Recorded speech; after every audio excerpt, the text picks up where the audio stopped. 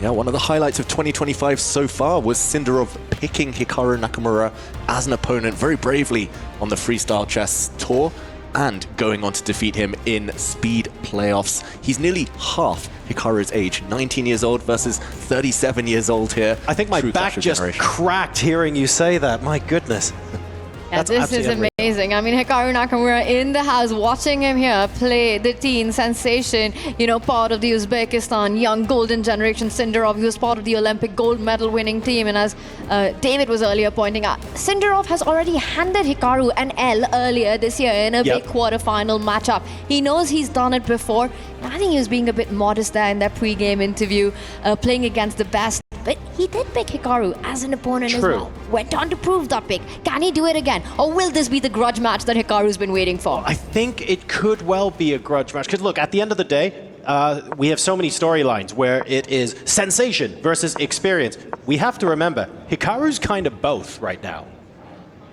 Hikaru's just good at everything. It's so hard to pinpoint a single weakness. You might take him in a match, but to take him down in a longer encounter is difficult. I think for Sindarov, the fact that it is no increment helps. It randomizes things slightly. In the meantime, we see Hikaru with the white pieces start with the Spanish exchange, trading off a bishop for knight very early. This has been employed by some top grandmasters, Bobby Fischer occasionally, but this is a provocative pin, Tanya, that Sindarov has employed. He's actually sacrificing a pawn. If Hikaru wants to push a pawn in front of his own king, he doesn't. If he'd pushed the g-pawn, he could have won a pawn in the center. And I think the Hikaru from 10 years ago would have done that at a blink of an eye. That was his trademark. That was the brand of chess that Hikaru Nakamura got. But in the recent years, we've seen him take a more universal approach, a more strategic fight, getting those positional battles in. I like that he did barely take any time to make that decision, because that is absolutely key in this format. You know, you can't burn the clock deciding, do I play tactical? Do I keep it positional? He said, safety first. Safety first, Hikaru brings out a knight. Knights supporting each other now. This is not the deadliest of pins, but it looks like a very steady start to the game. This opening, the Spanish exchange, can either lead to very direct play or very slow, cagey maneuvering play. It looks like the latter on this occasion, and that was the choice of Hikaru Nakamura. Do we find that surprising that Hikaru has chosen to do this with the white pieces? Did we expect him to maybe, I don't know, like try something a little bit more provocative in game number one? I think he's playing the player as well, right? He knows that Sindarov is fearless. He will take those complications. He will take that bait. He will bring the fight if he has to. So for Hikaru, he believes this is sort of that anti-young player chess that he wants to get on the board. Once again, leaving those critical decisions, those perhaps chaotic positions for later on when Sindarov might not have enough time to make the precise choices. I've heard of the openings like the anti-martial. I've never heard the anti-youngin, but it looks like that might be what we're employing here. Are we in consensus that that's probably what Hikaru is doing? Is it possible perhaps that he can tempt Javokhir into some sort of overextension if he just plays slow, calm, methodical chess? I think that's the plan for Hikaru. He's kind of, sometimes there's this misconception he's still branded as this attacking player, but that's very much Hikaru from 10, 15 years ago. These days, he's a bit of a strategist. He's very slow, very measured with his approach. He wants to minimize risk, and if he gets a chance, he'll jump on it, of course. But he's hoping that maybe Sindarov pushes too many pawns forward, leaves too many holes for the white knights to jump into.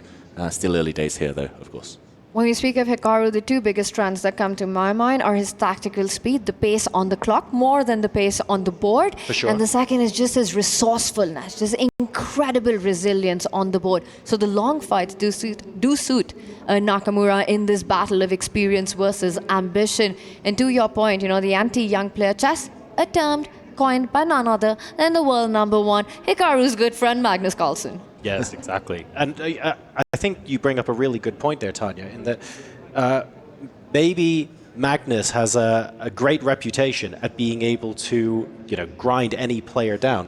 You can also maybe think of some people that have written books on the topic. But at the same time, people might forget, well, actually, Hikaru is basically as good at doing exactly the same thing. There's a reason why he's been at the sharp end of the chess world for so long. Yeah, he's been learning from all of his great rivals. Hikaru Nakamura, he's fought the likes of Vichy Anand, Kramnik, Carlsen, and others, and he's learned from all of them. He's definitely tried to replicate Magnus's kind of grinding technique to an extent. especially in these blitz games, rapid games, where he has the speed to kind of tire his opponents out and change the pace later. There was a bit of a frown on Hikaru's face. I think he was wondering whether he could break the pin of that black light squared bishop on the edge of the board, but ultimately, again, very modest play from Hikaru, but very quick play. That's the key.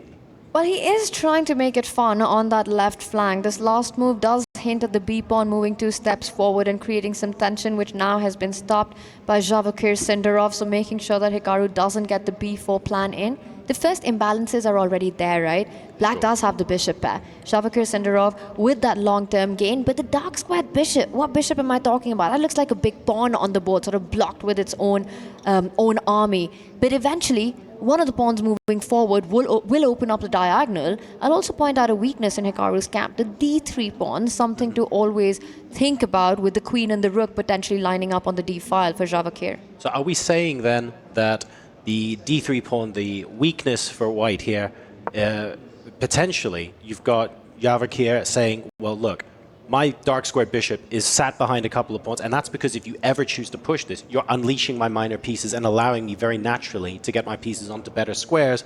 Therefore, I'm sort of paralyzing you and not letting you do anything with your position. Is that the idea here? Yeah, it's kind of a balancing act, normally against a bishop pair. So for Hikaru Nakamura here, you want to accelerate the play before the bishops are able to exert influence, but this dark squared bishop of blacks, of Sindarov's that we talked about, is a bit of a dead piece. So blowing open the center might actually backfire for Hikaru Nakamura. I'm more expecting here that he continues developing his pieces. The white queen will step forward, connecting the white rooks. The white rooks will centralize, the white knights will improve, and only when he's fully ready will he press that button and say, let's go for it.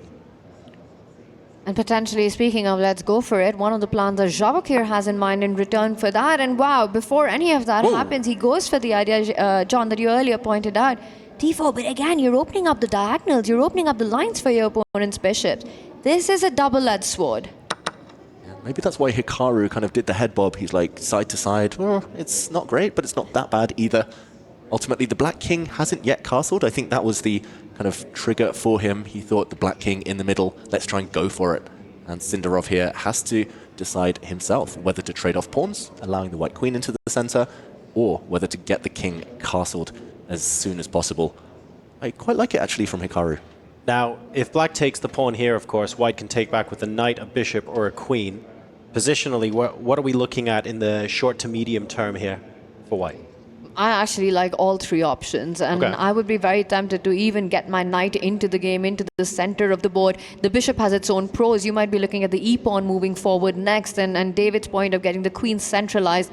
I think it's a problem of plenty with all the moves. You know, chess is a complex game with different approaches. If I had to make a pick, I would probably go with queen takes pawn. Centralize the queen, get the rook onto the open D-line next. All right, one have the chance, because they're going to speed up soon, I'm sure. The knight on f1. Where's that going? While the bishop was out there, I was thinking maybe the knight would end up on g3. Now I'm not so sure. Yeah, it's unclear. Maybe the knight will jump now. There's a chance it might get chopped off within a couple of moves by the black dark squared bishop if it jumps forward to g3. The end goal is that f5 square, the square we talked about earlier in the day that Anish Giri landed a knight. Not to great effect, but here we go. Because he has more knights than the opponent, he tries to block the center. Knights preferred block positions. Bishops struggle slightly. Very logical move there from Hikaru Nakamura. And Sindarov eventually does get his king to safety, and the knight does leap forward. And it's not going to stop there, right? It is coming on that f5 square. Now, again, if you're the side with the bishop pair, you want to open up that center, which has just been closed. So c6 is the idea that black wants, which is why the rook was lined up by Javokhir behind the c-pawn. He's just calculating if this is the moment that he strikes at the center with c6. Now, if I'm thinking about ways to push buttons, provoke the chaos, and all this kind of thing, I'm looking for ways to burst the position open as white or black. Are there things like, for black, bringing the knight forward to f4 and pushing g5? Like, do any of these ideas sort of hold water? Are we worried about pawn pushes on the king side for white or black? Yeah, I would say that maybe pushing the black pawns in front of the black king could backfire, since the white knights are poised. They're great defenders for now, but could also leap forward. I quite liked your knight to f4 move for black on the previous turn, but now that he's started retreating Sindarov, the black dark squared bishop going back, maybe a bit less support for that idea. It feels like Hikaru now trying to gravitate his knights towards the other side, at the queen side, where he does have a bit more space. White has the most advanced pawn of them all on d5. It feels like that's the side he's playing on. Well, black can return the favor and get a very advanced pawn on that a pawn moving forward. One pawn clamping down two of white's pawn. a4 is a move on black's radar. Now, this last move that Hikaru's played, one idea that's off the card for Sindarov was the c6 plan, because that would create a lot of dark squared weaknesses where that white knight was beautifully planted to head towards that c4 square. So Sindarov first falls back with a queen, a sort of a prophylactic move, making sure that you don't land in any sort of forks once the knight starts jumping forward. Yeah, a lot of retreating moves, though, from Sindarov. He just brought his dark squared bishop back home, bringing his queen now to the back rank. Does feel like a step in the wrong direction. He's also a minute and a half almost down on the clock. So we will see what kind of action Hikaru can go for. He's the king of changing the pace. It looks like he's just maneuvering for so long, doing nothing, and then suddenly he'll go on the attack. Speaking of changing the pace, I've been quietly noting the heart rate since the start of the game, and Sindarov has had his heart rate, it more or less went up to 130, 140 straight away, and it's kind of stayed there. And Hikaru sort of started, it took until the end of the opening for it to reach 100 BPM, and it sort of went up to 120 briefly, and it looks like it's ramping up as the game progresses. Very fascinating. And it's been, it's been a sort of a storyline in this game. It felt like Sindarov did everything right out of the opening, but the last two moves, what have they been? The bishop comes back next to the king, then the queen falls back with the bishop. And you start feeling that the momentum of the game is shifting as well. Hikaru now offers a trade, and the idea is that that would allow the rook to a square if that bishop capture is accepted, and a doubling up on that C line, the queen following up, potentially the rook following up, and really tripling down on the C7 weakness. Queen C2, rook C1 on the cards. Yeah, but the knight move that was prophesied by John here has landed. A knight fork is in the air. The black knight is aiming to jump even further onto the D3 square, hitting both white rooks. That has to be guarded. I like your move there, Tanya, guarding D3 with the white queen, queen C2, hitting black pawns as well. Instead, he improves his knight, Hikaru Nakamura. Visually, it just looks so nice for white. Black needs a bit more activity, some backup for his lonely knight there on F4. The problem is the light squared bishop that Javokhir has here. It doesn't have any good active diagonals. The bishop's only as strong as the diagonals that you place it on. Right now, that D5 pawn doing a beautiful job of blunting it. More piece activity for Hikaru. And again, it comes down to sort of shifting gears, right? Hikaru, from keeping that cagey approach, blocking the center, has gone on the front foot now. It's always scary, though, to play a knight sort of behind the rook like that, because I'm looking at the retreating squares going, ooh, if b6 gets played for any reason, it looks like there's an opportunity for the rook to escape via c6, but it just feels a little bit offside, and it makes me really uneasy seeing possible moves like that on the board. Fully agree. These top players, they know when to break the rules, though, when to go for those exceptions, and the white rook, at least on the last turn, was kind of eyeing up an escape route by hitting that black pawn that has just moved, the A pawn there. And if you attack that white rook with a pawn, it has a square to slide forward to. So for now, it's totally fine, but for Hikaru, it's a job of improving his queen, his other rook maybe, as he tries to push the advantage. Board, clock, heart rate, it all feels like it's in Hikaru's favor right now, but still, he needs to turn it into something a bit more tangible. And also in very tight territory, right? That's barely a little bit over a minute. I mean, one long thing by Hikaru, we'll see the clocks leveling out. But Javokhir, he needs to make sure that he's ready with his responses. This last move, A4, is one that we spoke about. And Hikaru on the think here. I wanted to ask you about that, actually, Tanya, because I feel like there's some long-term pressure against the c7 pawn here, if you're playing the white pieces. And that all makes sense. The black knight also looks really well positioned in f4 for the longer term, but I'm also thinking, cool, but if that's step 1, what's step 2 and 3? Like, I'm trying to visualize what the plan is, what black wants his position to be, and I'm struggling to work out what that longer term plan is for Sindarov. Well, maybe there's no long-term plan. Maybe there's going to be no time, because that's a short-term move that Hikaru chose, getting that d pawn forward, now coming in with a knight. That pawn could not have been captured because of the knight jumping forward and a fork on the board. This is big pressure and starting to look very scary for black. Scary for black, but you can start trading stuff off. You can remove that white pawn now that's continued advancing. It's definitely a change of pace from Hikaru. He waited until Sindarov was around to the 3-minute mark, and let's see if it pays off. It does feel like it's a bit scary, but so many knight jumps for both sides, I should mention. This is pure calculation now. And a flurry of moves coming in. The rook under fire, the bishop attacked as well. Tough decisions for both players to make as they reach blitz territory now. Knight takes pawn. Do you move the rook? Do you do an in-between move by sliding your bishop over and attacking the white queen? Hikaru's head nod, always scary to face. Scary to face, Hikaru's head nod, but it is sometimes a bluff. I think Hikaru here believes he's doing decently. He knows he's not necessarily winning, but there we go. A hit on the white queen. Brilliant intermezzo there. In-between move from Sindarov, given an exclamation point by our all-seeing engines. And Hikaru doesn't actually have too many great squares for the white queen. Yeah, I'm taking a look at candidate squares for the queen. I'm going, well, there aren't really many places where I think, actually, this would be better positioned. Like queen d2, for example, potentially runs into stuff with rook c2. Doesn't look that great. Going further forward, I'm not 100% sure that works either. What exactly you're looking at on f3? Maybe g4, but I'm feeling a little bit like there aren't that many options. Yeah, you need to land a blow. Something very concrete, something very direct here with white. Otherwise, the white knights actually don't have so many escape squares, and they can get hit by the black pawns, by the black pieces. White's knights look clumsy. Black's bishop, black's knight, super active in the meantime. Maybe then you anticipate that and you say, fine, queen g4 so that I don't care about g6. I don't need escape squares if you're the one having to do the escaping.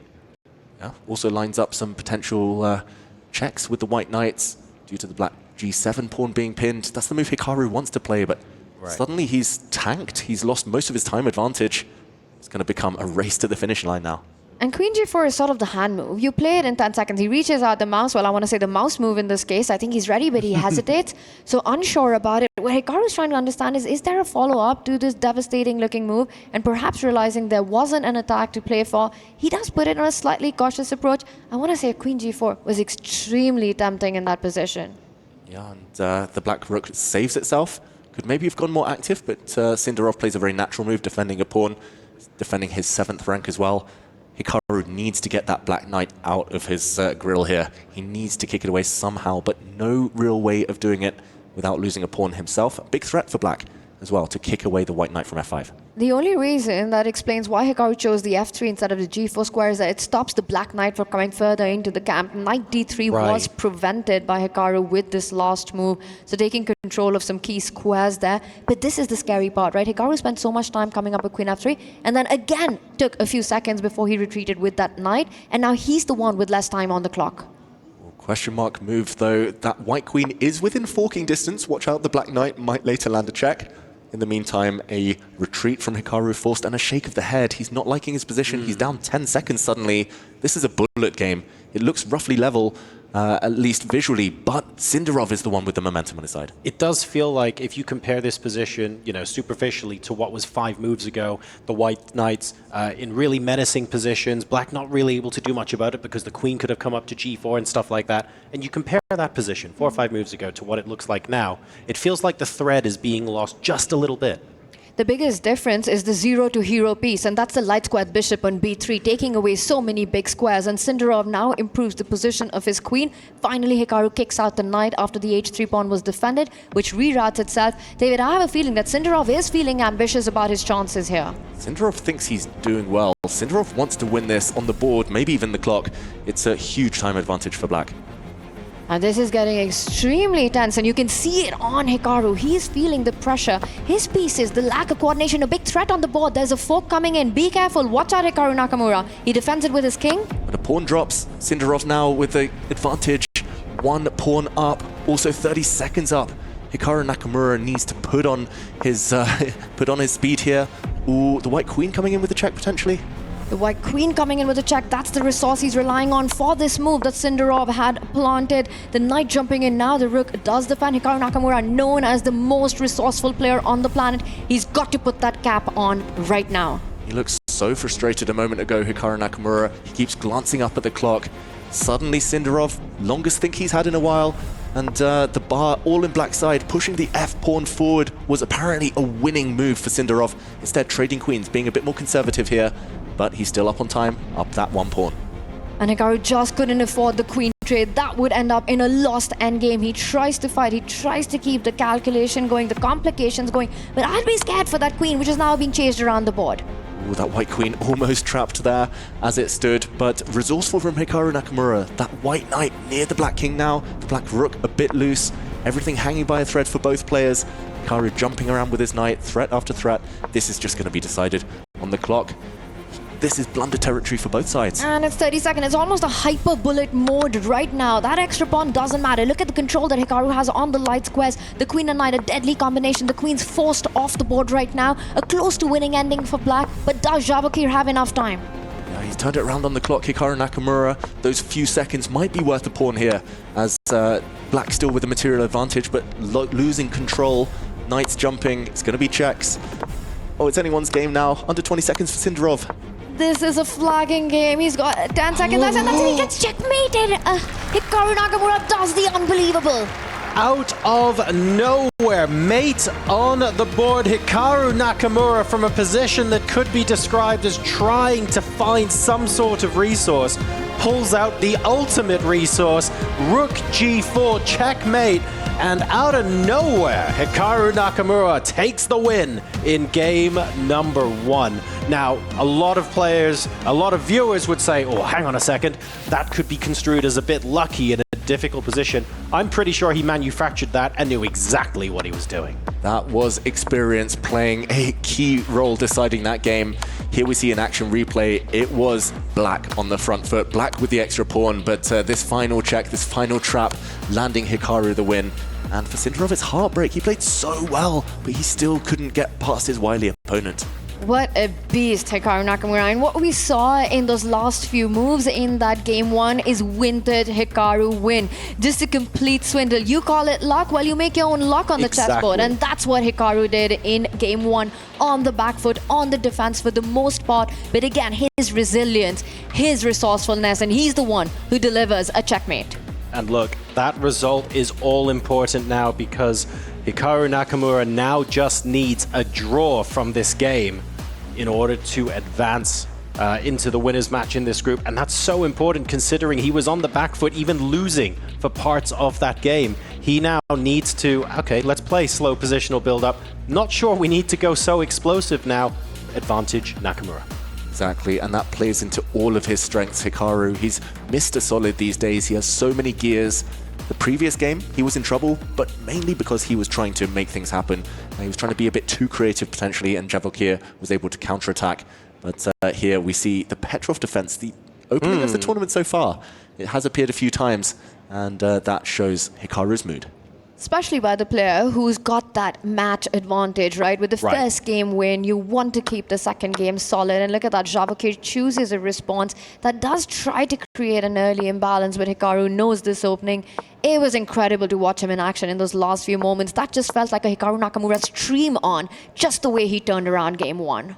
Really amazing stuff, and he pulls the rabbit out of the hat. I suspect that's not going to be the first time we see a similar finish to that in this tournament. That was simply the opening salvo, and many more to come, I am sure.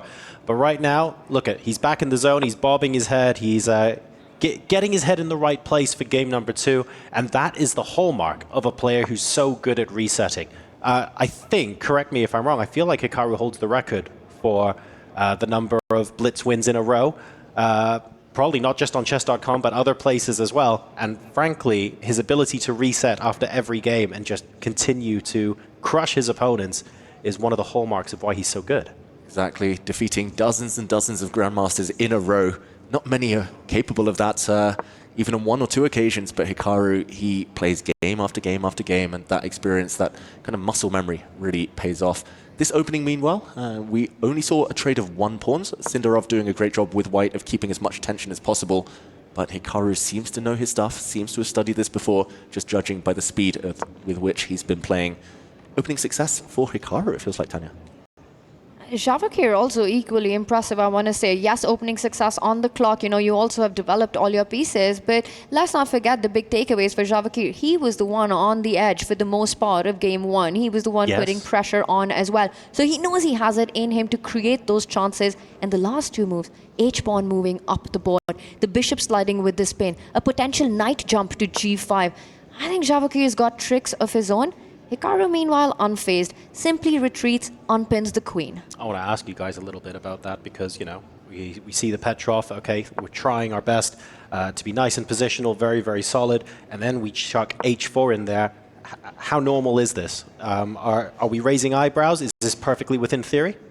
I think up to a point it was within known territory, but this is Sindarov kind of trying to keep as much tension as possible, trying to put his own spin on things. The Petrov is known for quick trades, quick simplifications. Often it's very symmetrical, the pawn structure.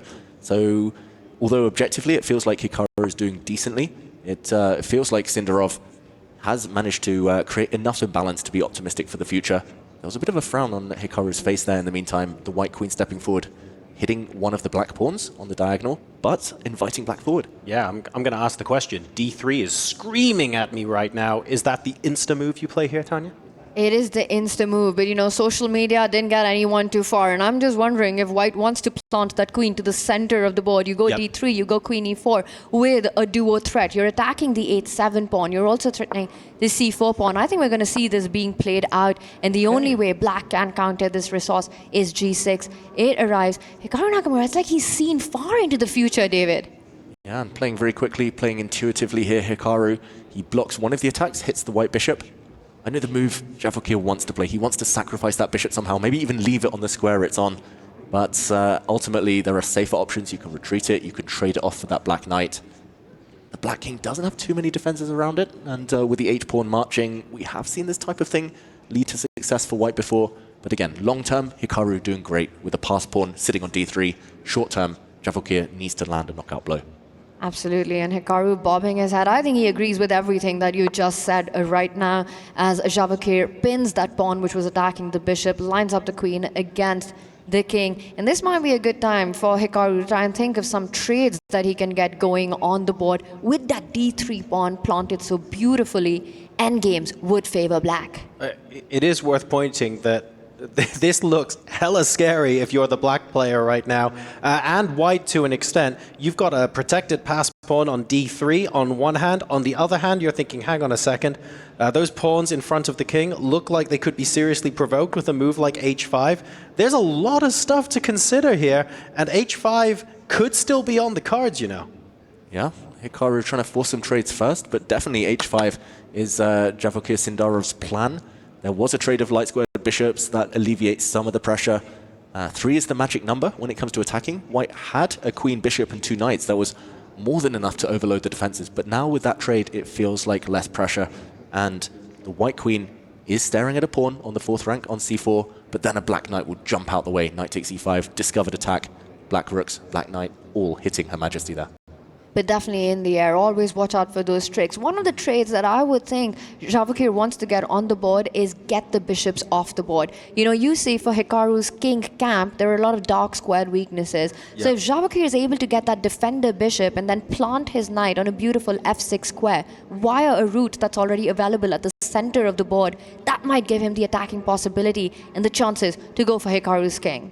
So if we had to pick any square for that bishop to be on right now, would the idea be to try and get a knight onto d4 and have it swapped off so your bishop can stay on d4 instead? Or where are we thinking that lives? I'd want to go to g5. Like I said, I want to get the bishops off the board, trade those bishops and make the most of the dark squared weaknesses. But Hikaru's got plans of his own right now. Even Javokhir has got plans of his own. h5 does arrive again. He has to play for the win. He has no option at all. He's in a must-win right now, trying to create trouble for Hikaru on the king side. Yep, Harry the H-pawn is often used as a battering ram in chess, in modern chess, ever since AlphaZero. The AI entity introduced all of these ideas of just planting a pawn near the enemy's king and playing the long game, hoping for checkmate a bit later. But Hikaru says there might not be a later if you want to go for checkmate with the queens off. And again, long-term black's doing well, so this queen trade most likely should be avoided by Sindarov. Yeah, and I should point out as well that the pawn on h5, if the queen moves out from defending that pawn, it looks on the surface like you've got a pawn and knight attacking it and black can go a pawn up. But given that g-pawn is directly in front of the king, that's not really something Nakamura is seriously considering at this point. Yeah, you rarely want to capture one of these h-pawns, especially capturing away from the center, opening up your own king. Better to let the pawn live and just maintain the status quo. But Hikaru just looks very, very chilled on camera. This is like streaming Hikaru, as you mentioned, Tanya. Javokhir locked in, but goes for something very forcing. We talked about how this pawn maybe was poisoned. He's playing with fire right now with the rook lined up against the queen and a potential knight jump. You've got some juicy squares to choose from, including a pawn capture at the center of the board if you are Hikaru Nakamura right now. But I think this is the need of the hour for Javokhir. He just had to go all out right now. Just hard to find, hard to keep control otherwise, hard to keep playing for a win. But this is playing with fire. And I think the chances are more that it backfires. Knight takes pawn is the first move that comes to my mind here. I have just tried and failed, by the way, I should point out. After black plays knight takes pawn, I'm going, oh goodness. So if white recaptures with the knight and both queens can be captured, and then I think my brain short-circuited at some point. I'm not actually sure whose side that figures. But maybe that's a suggestion that the complications could be favorable for one player or the other. Yeah, it's pure calculation. And I think this last move by Sindarov is intended to force Hikaru to calculate. We see the analysis board on the right here, the live board is on the left, and the move Hikaru wants to play is knight takes pawn. It's a double attack against the white queen. If the white queen moves, for example, tries to run away, we would see a trade, and maybe the black pawn will step forward to the d2 square in the near future. This looks very powerful for black. Yep. So the key, the one you have to evaluate is after the trades.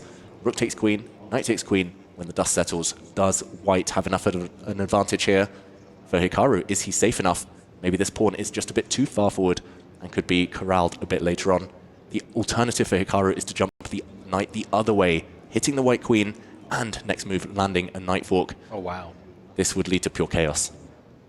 I'm going to be honest, that move completely skipped my radar. That looks extremely dangerous. It's coming in with a big fork on the two rooks. Not only one major attack, but the other two coming under fire as well. I'm going to ask the question, is that winning for black? What's the resource here that saves white? I thought it was, and here, this is not me, this is me checking the oracle, the computer. Pawn to e6. No! Counter-attacking, hitting the black queen. And this is happening, by the way. Now the white queen slides across, and there's still an ongoing attack against the black king.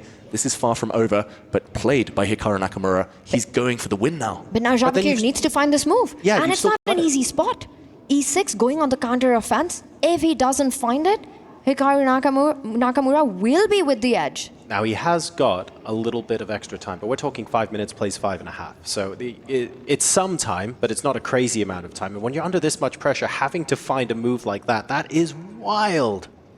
Yeah, so difficult. And just as Javokhir forced Hikaru to eat up some of his clock time, now Hikaru is forcing Javokhir to calculate. I think to put this into perspective, this is exactly the kind of move where in a classical game of chess, you would not blink twice if you had a grandmaster taking 15, 20 minutes before making this next move. Like, it is so super critical, and these players are having to make that decision in like dozens of seconds. Absolutely, and look at this. Javokhir as well on beast mode finds the only move. Process of elimination is what got Sindarov to this decision. He gets that e-pawn moving up the board. You can still capture it. Knight takes pawn and the line isn't over. The complications continue. Just to point out one possible continuation, knight takes pawn, the white queen will slide across. The key here is that the white knights are jumping forward. One of the white knights can hit the black queen in the near future. Yep. This is just the beginning of the battle. That is absolutely insane. And choosing to go into these kind of complications when so much is at stake. We should point out, of course, the match situation. Hikaru won the first game. This is must-win for Sindarov. So trying to create as many complications as possible. But every time I see this exchange of ideas, I'm thinking, well, hang on a second. Is it Javokhir who's trying to create the complications, or is it Hikaru? It feels like both players are going at it hammer and tongs. Well, the brand of chess that both of them have, this is what we expect, and this is what we love to see, right? It is a cutthroat battle, and for Sindarov, only one result matters right now. Yeah. So it does make sense that he's gone into these complicated waters. Pawn takes pawn was the choice for Hikaru Nakamura, and still big questions for Sindarov to answer with just about 4.5 minutes on the clock. Where does he move the queen? How does he respond to the knight fork that's coming in next? This is all in from Sindarov. Yes, he found that brilliant last move. Yes, this was given a question mark by Hikaru Nakamura, but ultimately, he's just got to go for the black king now.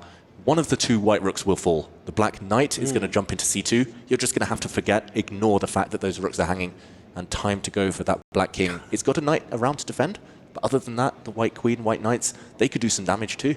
If you want a summary of how tense the game is and how high the stakes are, hearing someone say, you have to ignore that your rooks can be captured. You just ignore that everything's hanging. You're thinking, hang on a second. given the magnitude of what's going on here. That feels like an insane statement to make, but you're absolutely right. You need nerves of steel to handle this position. And I think we might see those steel being played out because you really can't defend both rooks, right? You are going to lose material. Your best hope is to fight for that advantage. And there are a lot of tempting options. You could start with pawn takes pawn. You could start with a knight jumping over. You got about 3.5 minutes to figure all of that out. It's definitely harder to be Sindarov right now. Yeah, this is like a labyrinth. Good luck finding your way through and coming out healthy on the other side. The white bishop can move. You can ensure that you get at least that black knight for one of your 2 white rooks. But where to put that bishop is a question. How directly to go for the black king is a question. Sindarov, he would love 3 hours on his clock, but 3 minutes, surely not enough now. Time is of the essence, not only on the clock, on the board as well. Does he have time to move that bishop? Does he have time to capture the pawn? And he's fully locked in right now, trying to calculate and navigate his way best through these variations. A tough ask. He does jump in with a knight, comes in with a threat on that queen, which can be centralized to a more active square by Hikaru. Hikaru doing the queen's gambit pose there, starts looking at the ceiling right up. Psychologically as well, it's just, it's so important where Sindarov is trying to create complications. He needs to win this game to stay in the match. And Hikaru is staring him down, saying, you want complications? I'll give you complications. You can't handle complications, and he's really bringing the fight to Javokhir here. But do not underestimate Javokhir's ability to handle those complications. David, eventually he does go for your idea that at least he wins some material back. Not only that, he places the bishop at a square. That Hikaru's pawn cannot move any forward. He's still eyeing that g6 pawn for trades to open up pathways towards Hikaru's king. That is a crazy move, though. He could have moved his bishop to another square, protecting the knight in the center. This is a full rook sacrifice. He will not get that black knight if it captures the white rook in the corner on a1. If the white rook retakes, the white knight on e5 drops. This is a full rook sack, and he's going all in. He's going for the attack. If the black knight sidelines itself, he's going to go for that black king. So, knowing that, I'll ask the question, does knight takes a1 win on the spot? For who is the big question? And for who? Yeah, exactly. I'm not even sure. It's very gutsy, this last move. Knight takes rook on the corner of the board. The idea that white has to have is pawn takes Not pawn. played. And it was scary enough for Hikaru to not go for it. Wow. There's something about that maybe we haven't seen, but this is getting into some seriously deep territory. Yep, he's arguing here, Hikaru, that that rook in the corner will not run away. Here we see some of our very special guests in the audience. But pawns f4, given a question mark, it's one of those positions. I think we can forgive the players for the mistakes that are guaranteed just due to the clock time. And this now results in Hikaru capturing this rook. Maybe capturing the other rook would have been the acid test of White's whole sacrificial idea. But still, this one, anyone's position. This could swing either way in a heartbeat. I would love to find out why rook takes a1 wasn't played on the previous move. There's some really cool stuff here that I'm sure we can go and understand. A check getting played in the meantime. And this is, regardless of how this game ends, it feels like it's been chaos unleashed. Well, Hikaru, with every move, is just not giving Sindarov the opportunity to go pawn takes pawn on that right flank, to open up the line for the white queen towards the black king. There have been trades and captures on every single move, forcing the capture back. Now the white rook hits the queen, and Hikaru Nakamura needs only a draw. So will he force further trades there? He seems undecided. Will he put the rook to block? Will that be the bridge, or will he find a square for the queen? Hikaru looks tensed. Yeah, I think he wanted to move the queen, but realizing the black queen doesn't really have anywhere good to go. She can drop into f2. She'll get hit by a white knight, so he does block. Very, very logical when you're up material. You want to exchange, and he sacrifices his queen, Hikaru Nakamura. It's a big move. He picks up the knight, and that is a queen, a sacrifice. The queen falls back, trying to activate to get to those pawns. Look at that beautiful centralized rook, defending b7, defending d3. There we go. He solidifies that rook. Very hard to kick that rook out of the middle. We should clarify here, black has 2 rooks and a very powerful passed pawn in return for white's queen. It is small advantage, at least objectively, for Hikaru Nakamura, but queens, they are so tricky. And this is not going to be one-way traffic for now. The white bishop is the problem. Cannot really get into the game. Purely a blockader. But the black knight, not impressive either.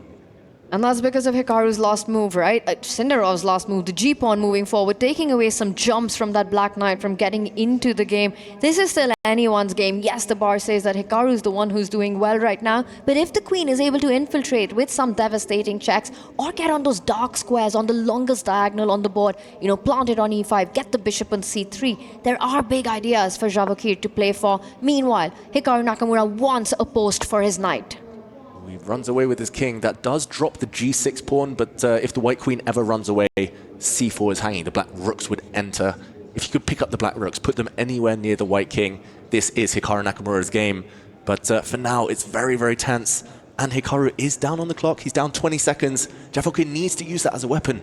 He does, because that's the weapon that Hikaru used against Javokhir in their game one, from a busted position to eventually deliver checkmate. Can Javokhir get the whole story done again in his favor right now? But now the clocks are leveling out. Not an easy decision. Queen takes pawn is what you want, but that allows the rook activity. He has to move fast. Javokhir, he's thrown away his 20-second advantage. It's currently 93% accuracy against 92% accuracy. Such a high-level game.